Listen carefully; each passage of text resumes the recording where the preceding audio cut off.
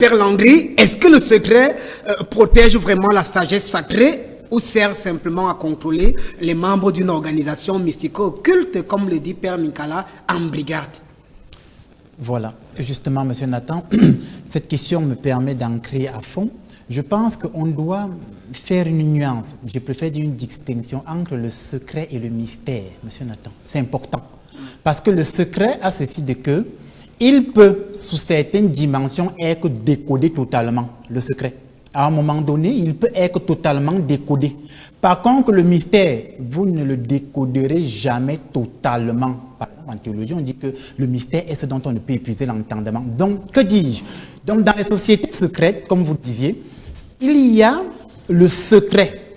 Et dans certaines sociétés initiatiques, le secret devient un vecteur de manipulation psychologique par lequel ou lesquels le gourou va maintenir ses apprenants, on va dire, à un niveau très bas pour les apeurer, pour que quelque part les apprenants, les néophytes, continuent à le vénérer, que dis-je, à un moment donné, à l'exalter, à le voir lui comme Dieu. Et c'est pour ça que certains, je dis bien certains grands maîtres, vont exiger de leurs apprenants des attitudes qui vont les rabaisser au niveau animal. Et c'est là la problématique. Et c'est de ces sociétés initiatiques dont nous nous désolidarisons pour dire que ces personnes qui gardent un secret, qui détruit l'homme, qui l'annihile, qui l'animalise, ce genre de sociétés ne sont pas bonnes. Parce que justement, beaucoup de personnes vont y adhérer, on les maintient dans un état de peur.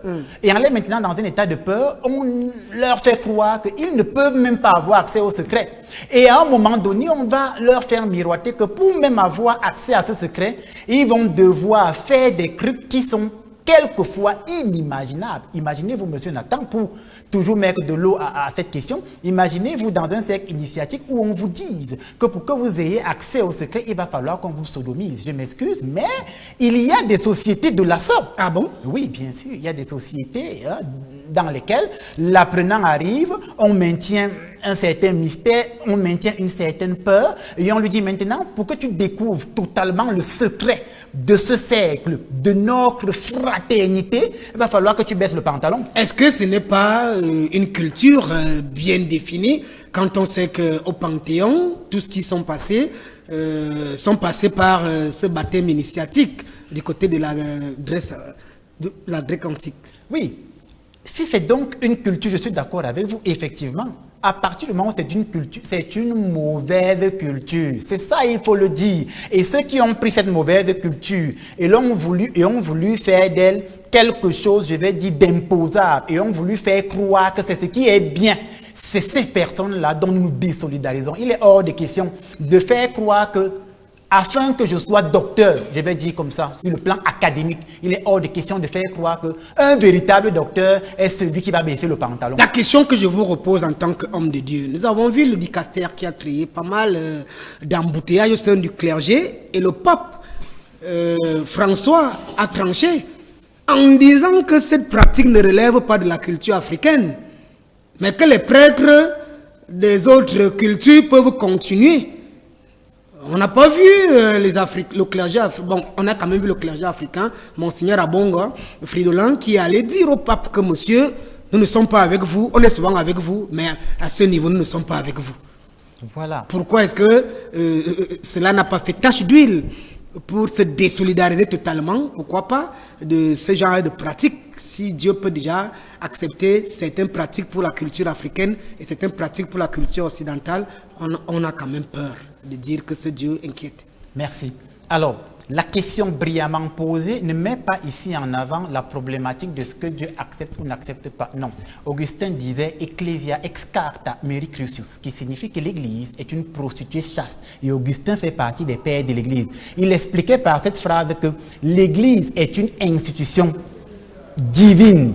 Dieu se sert des hommes pécheurs. Donc l'Église qui fonctionne, inspirée par l'Esprit Saint, est malheureusement dirigée par des hommes pécheurs. Donc ce n'est pas Dieu qui est mis en exergue, comme vous l'avez si bien dit, c'est le fait que c'est un groupe d'êtres humains certains groupes d'hommes qui ont une culture déformée ou dévoyée rejoignent l'Église. Et quand ils rejoignent l'Église, au lieu d'épouser la doctrine de l'Église, ils veulent imposer leur doctrine à eux dans l'Église. Est-ce que le pape ne légitimait pas les pratiques du clergé occidental qui a pensé qu'il était important de bénir hors liturgie des couples homosexuels? Et d'ailleurs, on a vu sa position disant que en Afrique, ça ne relève pas de leur culture, mais ici chez nous, ça se passe. Très bien. Est-ce que ici, vous n'avez pas peur de nous dire ce qu'il faut dire du point de pour être libéré? Du point de vue de l'orthodoxie, parce que chacun doit parler, comme le docteur Minkala dit toujours, pour, on va dire, ce qu'il connaît. Du point de vue de l'orthodoxie, lorsque le patriarche de Rome a sorti cette note, du point de vue de l'orthodoxie, nous avons estimé que c'était une erreur.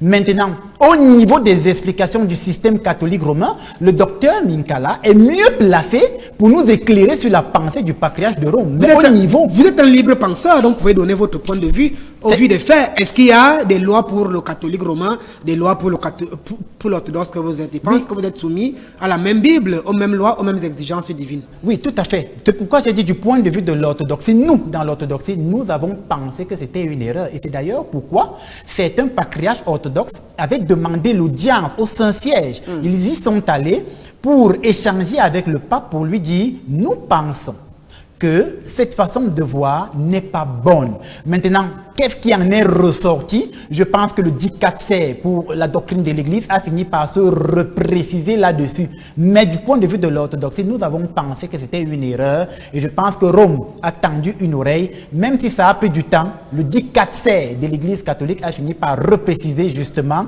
on va dire, cet énoncé qui nous semblait être mal placé, monsieur Nathan, parce que ça faisait justement tache d'huile. Il ne faut pas qu'une culture soit imposée dans la doctrine de l'Église dite universelle.